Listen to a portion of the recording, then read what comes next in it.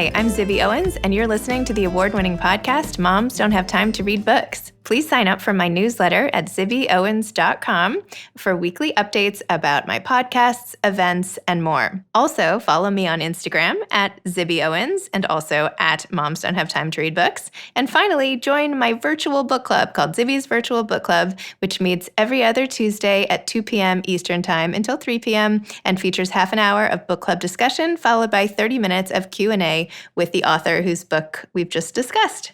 You can sign up on my website, zibbyowens.com, under the Virtual Book Club section, or even on Instagram under the link in my bio. I hope you'll find me in all these different channels and enjoy this podcast. Hi, I don't know if you guys know this or not, but I have an anthology coming out called Moms Don't Have Time To, a quarantine anthology. And it comes out on February 16th and has essays by 60 plus of the authors who have been on this podcast. So first of all, please pre-order this book. I think you will love it. I'm so excited about all the authors who are represented.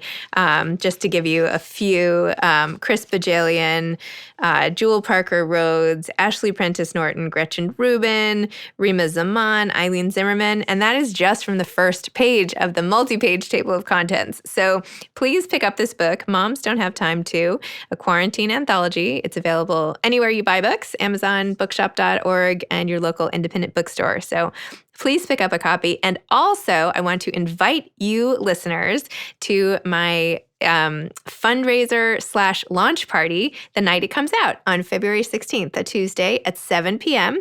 Bookhampton and the Children's Museum of the East End are co-hosting it for me, and 50 of the authors who wrote essays in this book, as well as many of the amazing authors who blurbed this book, who wrote little praiseworthy quotes at the front, will be there, and you can be there too. So if you go to my website, zibbyowens.com, and just click on Anthology and go to Book Tour, you will see a whole fundraiser section. And for $50, you can attend. You'll get a copy of the book, and you'll get to schmooze on Zoom with all of these amazing authors. This is like going to be the literary happening of February. So please come. I would love to see you all in person on Zoom, I guess, but even see some of your faces. I know so many of you are really loyal listeners, and that makes me really happy. All proceeds of the book and the fundraiser are going to the Susan Felice Owens Program for COVID-19 Vaccine Research at Mount Sinai Health System, and it is named after my husband's mother, who passed away from COVID over the summer, which many of you followed along on Instagram as I recounted that horrific experience. So all the proceeds are going there. The cost includes the price of a book. So thank you for supporting this effort and for supporting my book. I can't wait to see you there. Today's episode is brought to you by Page and Pairing. Page and Pairing is the weekly email that brings you book, wine, and recipe recommendations, plus exclusive perks like author interviews and essays, music playlists, and writing tips. Sign up for free at pageandpairing.com. And if you're tired of wondering what to read, drink, and cook, Page and Pairing does it all for you, dropping all three into your inbox. Books are definitely better when paired with great wine and delicious food. So Page and Pairing is the weekly email that brings you all three, curated for your pleasure and dropped in your inbox. Again, sign up for free at pageandpairing.com. Helen Fisher spent her early life in America, but grew up mainly in Suffolk, England. She studied psychology at Westminster University and ergonomics at University College London. She also worked as a senior evaluator in research at the Royal National Institute of Blind People. Helen's debut novel, FARAWAY, is perfect for fans of The Time Traveler's Wife. The novel examines loss, faith, and love as it follows a grown woman who travels back in time to reunite with the mother she lost when she was a child. Her novel was called Space Operas in the UK, and we discussed why it had to have different names in both places, and it was one of the UK's most extraordinary debuts of 2021. I hope you enjoy our really amazing, awesome conversation. Welcome, Helen. Thank you so much for coming on Moms Don't Have Time to Read Books. Pleasure. Thank you for having me. Of course. So your book in the US is called FARAWAY, but it is not called that in the UK, and tell me about that and your frustration perhaps with the toys and what we call them here versus where you are. Well, it was never anything I thought about. So this is the proof in the UK. So it's Space Hopper, as you know. And when I was writing it, this is my first novel that's been published. So I didn't have an agent or anything. I was writing it because I wanted to write something.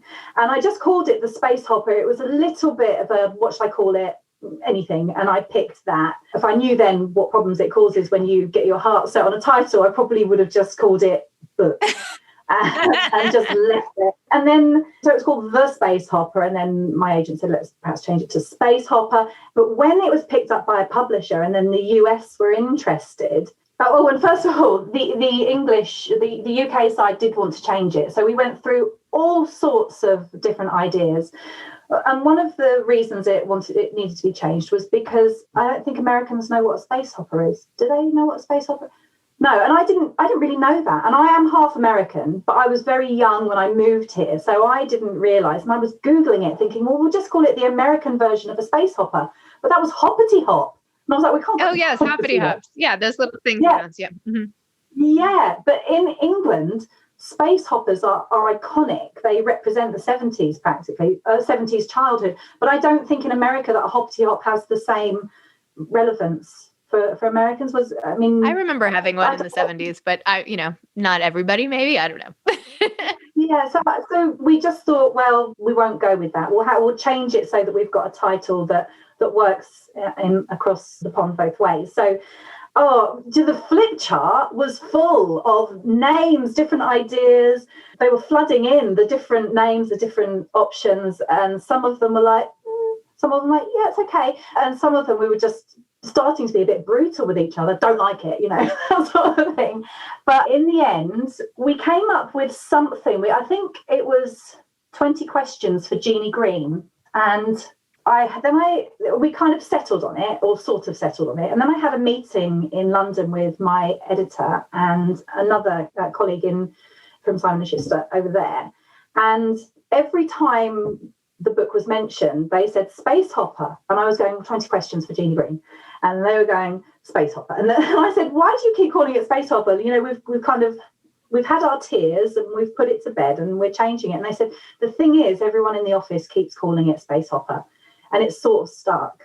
So what they then sort of decided that we would have it Space Hopper over here and just something else in the USA. I think the preference is to have it the same name everywhere. But I think on this occasion, they just decided that it was a really strong, iconic sort of word and image to have in the UK, strong enough to sort of keep it. And then FARAWAY, which it's called in America, has got a very different feel to it, I think. But the cover that's going to come out does actually have a space hopper on the front. Have you seen it? There's a girl and she's sort of a bit blurred. So I love that little nod to the space hopper. I love it. So there you go. That's the story behind the name of that. Well, no, I found it so interesting because how you market a book, I mean, they say not to judge a book by its cover, of course, but your covers and names both make it feel very different in both places. So I'm glad you told me about the backstory and all of that. Either way, it's great. I feel like Space Hopper is sort of a double entendre, but it's fine. It's FARAWAY. FARAWAY is still like intriguing, Yeah, I know what you mean. I have to say, whilst they both give me a very different feeling as well, I love them both. I love both the covers and I love both the names. And the FARAWAY is a reference to the Faraway Tree. Do you know the Faraway Tree by Enid Blyton? So again, an English writer, quite sort of iconic here. She wrote about 1 million books. Okay, well, now that we've established the different tones and titles and everything, let's talk about what's in the book and the content of it, which, by the way, I cannot stop thinking about. I did not see any of that coming. I keep spinning around in my head and going back to the beginning to see how it all works. And it's thought-provoking and amazing. It was just so cool. I love how you did the whole thing. And I read somewhere that wasn't even your plan at the beginning. Is that true? I didn't know how it was going to end at the beginning. No. And I don't think I'd be able to write a novel like that now because I like to know the destination at least and then sort of find my way there. But I didn't know. And what happened, I was at a friend's house and she was there with her teenage daughter. And she said, tell us about your novel. And I said, well, it's about this. And then the teenage girl, she was going, Megan, she was going, so what then what happens? And I told her the next bit and I didn't want to bore them. So I didn't carry on. And she was like, no. And then what happened? So I told them the whole thing up to where I had written it. And I was about 2/3 of the way through, or maybe 3/4 of the way through, maybe not quite as far as that. And I was just chatting to them, and I just thought, I don't want to give anything away. So it was a bit like, I'd love to do maybe this. And I'm driving home, because that's where my characters, that's when they come to life and they start doing things, when I'm in the car on my own. And driving back home that day, I thought, oh my God, I think I could do that.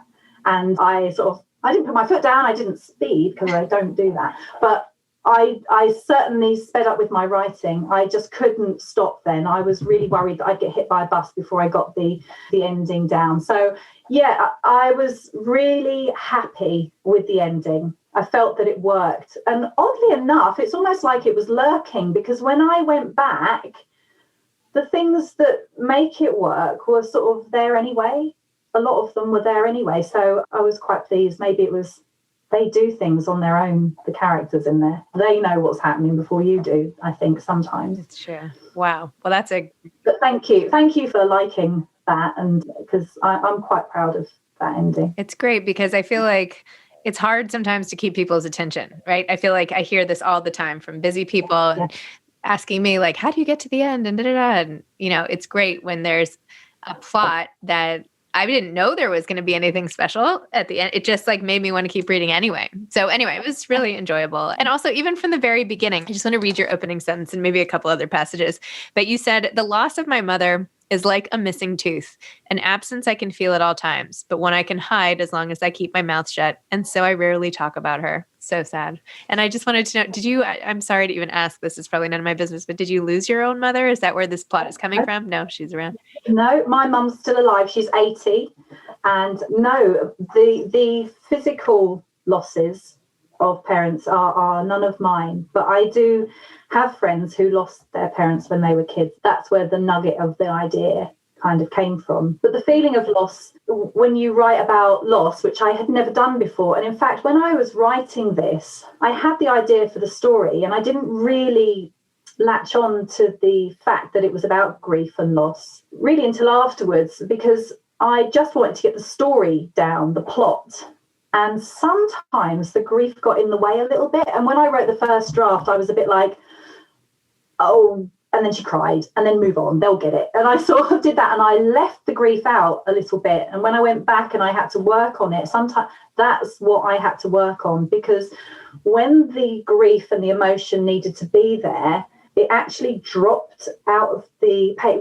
When I first wrote Space Hopper, I didn't have an agent, but I scraped all my money together and I sent the manuscript off to an editor. And when she came back, she was really positive, but she said the thing you need to work on is when the emotion is supposed to be higher, it just drops off the page. And I start telling and not showing. And it's almost as though I've gone, I can't deal with the grief. So I sort of had to face that head on. So I dealt with loss from a personal perspective, because I didn't ask my friends how they felt about it. I didn't sort of delve into their personal feelings of what it was like to feel loss. I have done that with the new novel that I've just finished. I have really sort of looked at grief face on, but I avoided it in FAYE, FARAWAY and Space Hopper at first. But no, it's not my loss. No, my parents are both alive. Now I have to ask about your next novel, now that I have the visual of how many words you've gotten done and all of that, facing grief head on. So what is the plot of your next one, if you can share it? I don't know how much I can share, actually, but this was a 2-book deal. So this is sort of still under contract with Simon Schuster. And it is, well, and I will tell you the stage I'm at, because, it may end up being changed. So the stage that I'm at is I've finished and I've sent it to beta readers. I only sent it a week ago to them, and they've all come back. They've all finished it. So, yeah, I was really pleased. And it's been really positive feedback. So it doesn't really mean anything ultimately, because, of course, agent and editors have to like it. But I've had really positive feedback. So the central character is a young woman who loses her leg in an accident. And she's a very talented sculptor. She lives in Cambridge, and she's got good friends. She's very cool. She's gay. She's a boy lesbian, and she's just a great character, and she's very funny and cool, but she lost her parents when she was young. So there was a lot of grief to deal with, because there was not only the leg, but there was the way that grief. Actually, I wanted to talk to you a little bit about this, because one of the podcasts I watched when I was trying to see what you were like. Is it Hope Edelman? Yes. Edelman, and she wrote something. The After Grief. The After Grief. And she said she was talking about parents and how when you lose a parent, that grief never goes away, but it evolves. And then there are days when it's really hard, and days where you're sort of getting on with life and it doesn't impede too much, and other times when it's just terribly difficult. So with my character in the new novel, she carries her grief again, a bit like Faye and FARAWAY. She carries it, but she's not walking around. You wouldn't know she's grieving, but she carries her grief. And then when she has this loss, this physical trauma, the grief from the past kind of it overwhelms. It's just too much. It's just a loss too far, really, to deal with, and without her parents being there. But there are a cast of characters who are there for her, and a bit like in FARAWAY, I like nice people in my novels. Quirky and unusual, yes, some of them, but generally sort of good people. And I don't think that's unrealistic, because they're the sort of people I have in my life. I'm not surrounded by nasty people, and I am grateful for that. But so I've tried to do something similar, which are just, that cast of loving characters that we can hopefully get that heartwarming feeling off. What do you think it is that makes you drawn to writing about grief? I've thought loads about grief in the last few months, because I was asked to do a webinar in the summer called How to Write Grief in Fiction. And I was like, I don't know how to do that. And she said, but you wrote Space Opera and there's a grieving woman in it. And I thought, oh, yeah, well, I don't know how to write it, because I think if it's worked in FARAWAY and Space Opera, the grief, some of that was either it came a little bit naturally or I got a little bit lucky, because when I was asked to do this webinar, I did lots of research. So they said to me, you do a webinar on how to write grief in fiction. And I was like, Googling, how do you write grief in fiction? Because I don't know how to do it. And it was really eye-opening. So, of course, I did what you do at the beginning of something. You say, I'm not the expert, but don't let that put you off listening, because I found out some really interesting things that are helpful to me. So I'll tell you all the things that might be, all those things that were so helpful to me, and that have really helped with writing this. And I actually, when I wrote Space Opera, like I said a minute ago, I don't think I was drawn to the grief. I think I was repelled by it. I really found it hard to touch it, because it was like touching an electric fence. I had to go near it in order to make things happen in the book, but I really didn't want to touch it, because it felt like it was gonna hurt. And I did have an emotional time, in terms of writing about the grief in Space Hopper between mother and daughter, just because of what I tapped into to try and make it work. And I don't know how many people do this, but when you're writing and you're trying to feel it, I'd kind of be at the computer or at the keyboard going, I'd be trying to feel it and trying to tap in, trying to remember what it was like to feel hurt or feel abandoned or feel betrayed, and try and tap into that. And I think you've got to be willing to feel the hurt yourself in order to get it down authentically. Otherwise, how are you going to do it? You can't pretend. It's a bit like pretending you like a Christmas present. You've got to really pretend you like it to sort of to give that. Otherwise, they're never going to believe you. And so, with Space Hopper, I wasn't drawn to grief. I just didn't think about it. It was a side effect to her. I was kind of interested in the other part of the plot. Later on, I've become more interested in it now. And I read it. I've been reading it to my son. So it's been interesting to sort of see, how it's felt. I felt much more removed from it. So I've been able to look at that part of it. I am rambling now. What am I talking about? Love it. Start asking another question. Move on. There's another line I just wanted to talk about. What you said, I realized I knew nothing about this woman, even though I loved her with all my heart. And I just underlined it as I read, because so often with our parents, we feel like we know them, but we have a side of them, right? It's a perhaps carefully chosen, perhaps not, but it's a side nonetheless. And there's so much we don't know about our parents. And now as parents, there are things that like my kids might not know about. I hope they're not listening. Nothing specific, nothing too, revelatory in any way. But there is this sense of, can you love someone wholly if you don't know all of them? I don't know. It just like raised some question marks, question mark. So I don't know if you gave that line any thought, or it was just a throwaway, but it made me pause. I give every line a thought, and I mean that. I mean that. I really think about every line. But yeah, it's interesting, that one, because especially like I've sometimes been with my mum, and then one of her friends will turn up, and I'm watching them going, "Who are you?" Looking at my mum, thinking, "You're never like that when you're just with me."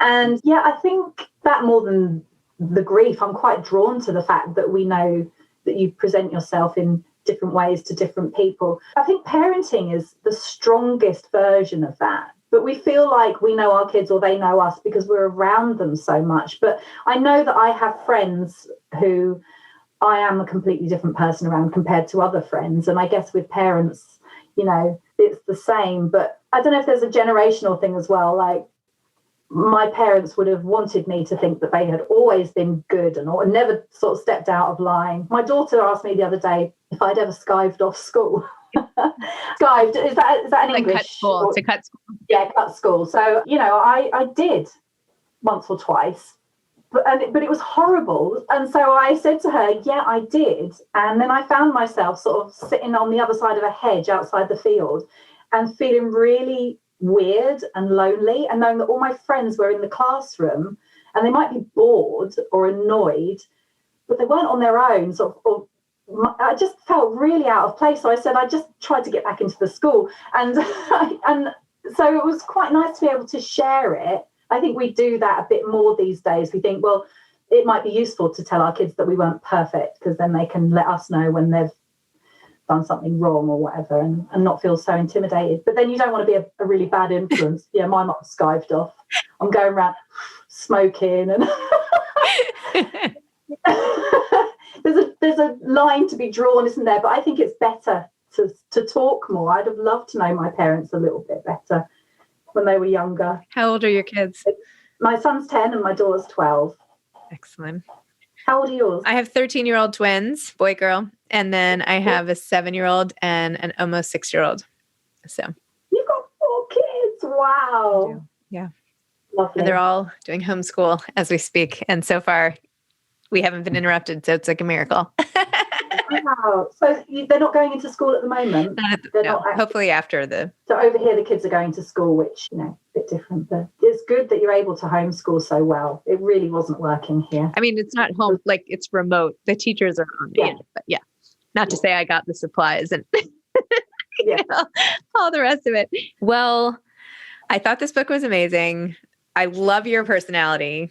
I'm like so excited for what's going to happen when this book comes out. I just had to get that out. And I just want to know, aside from the flip chart, which I'm obsessed with, and I'm going to go start one as soon as we get off, and aside from the motivation and the regular writing, what advice do you have to aspiring authors who are trying to write a novel that gets picked up and that you start, and I know you started writing later in life and this is like a dream come true. So maybe tell me a bit about that and then go into your advice. And then I'll leave you alone. Okay, no, don't leave me alone. I'm loving it. Yeah, well, I started when I was 40. I think the first thing I wrote, I was about 44. And a friend had said to me, why don't you write something? So I'd had this idea. So I gave her a chapter every week. This isn't Space Hopper. This is something I tried before. And I ended up abandoning. I wrote the whole thing. I was just very pleased to have finished it. And then I abandoned it because I'd had the idea for Space Hopper. And I think that the best well, I've got a couple of bits of advice, really, and one kind of relates to this. So you've heard of the author E.L. Doctorow, and his famous quote, which is, writing a novel is like driving home in the dark. You can only see as far as your headlights will allow, but that's enough to get home if you just keep doing a bit at a time. So when I kind of know what I want to achieve in that bit of writing. I write that. And then in between then and writing the next time, I just think about what needs to happen just for the next little bit. I do think for me, it's useful to have a plan of the whole novel first. But I think that taking it a step at a time, and that's where that comes into, because if I can take it one step at a time and fill in one bit at a time and gradually see myself getting there, that really helps. But when I sent Space Hopper out to agents, I got a lot of rejections. And I started sending out in October 2018. And between October and December 2018, I had about 14 or 17, I can't remember how many it was, rejections. And honestly, they ground me down. And I just got to December and I thought, I can't take this anymore. I can't do it. If I can't do it with Space Hopper, I can't do this. I can't do it best. I can't do it better than that first time. I just can't go on. And then quite a strange thing happened. So in the October that I started sending out, my ex-husband's fiance, who I get on well with, hadn't always got on well with, but we do get on well. She loves books. Okay, I didn't realise at the time quite how much she loves books, and she said to me, "Can I read your novel?" And I was like, "I don't know if that's a good idea because it's kind of She said, I'll read it. I won't tell anyone. Anyway, she read it. She said she loved it. And she said, I've deleted it. And then, so I got all those rejections. And in December, I gave up. And I cried myself to sleep every night for a very long time. And I thought, well, I was happy before. I can be happy again. And I kind of got over it. And I just didn't write anymore. I just left it.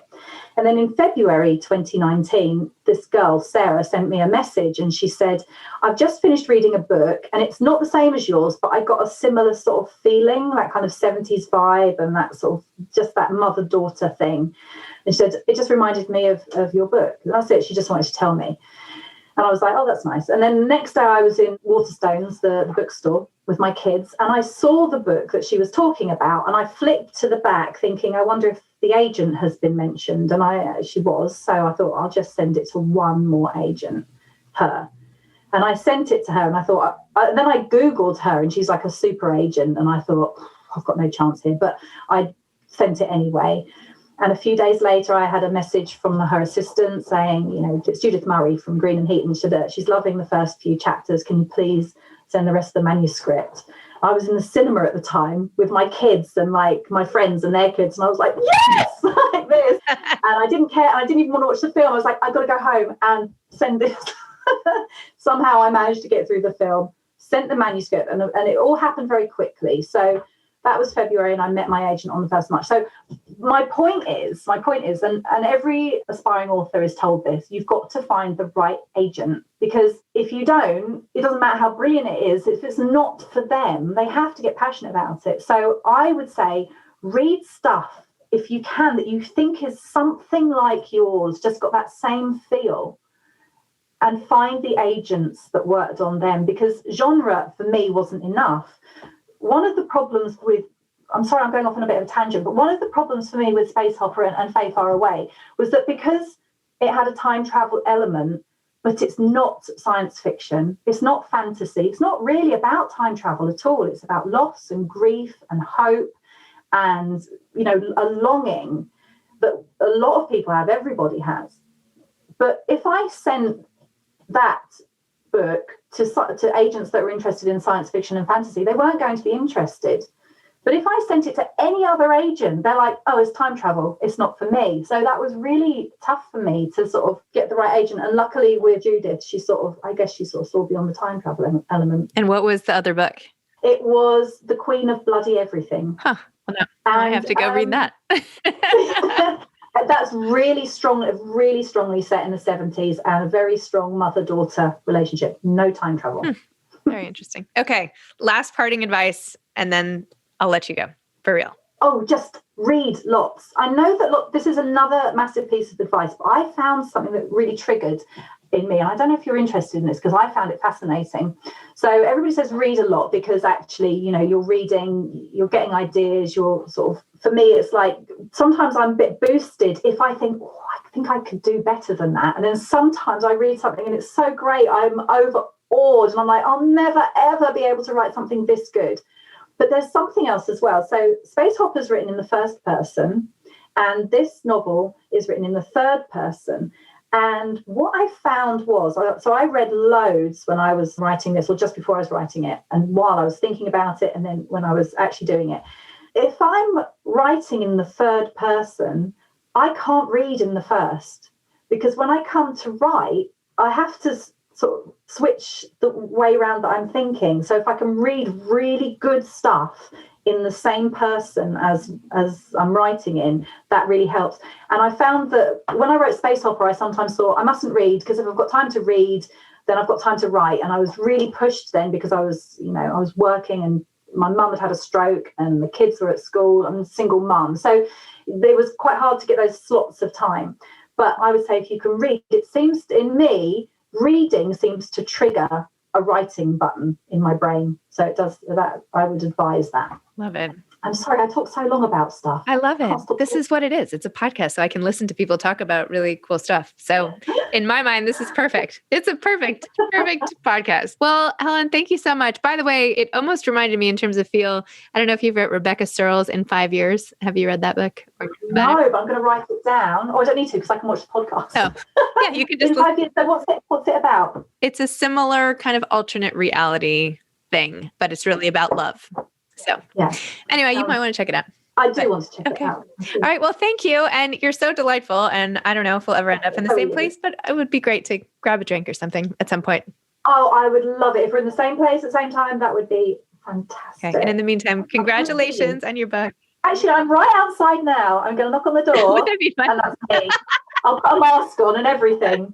And your room's massive, so we can sit quite a long way away. It looks big in this Zoom. It's really not. I promise. This is like 2 feet. This ottoman is like 3 feet away from me. I don't know what it is, the Zoom. I know. It looks much bigger. Anyway. All right. Have a great day. And thank you so much. And you. Lovely to meet you. Bye-bye. Bye. Bye. Thanks to pageandpairing.com for sponsoring today's episode. Go check them out, pageandpairing.com, the weekly email that brings you book, wine, and recipe recommendations.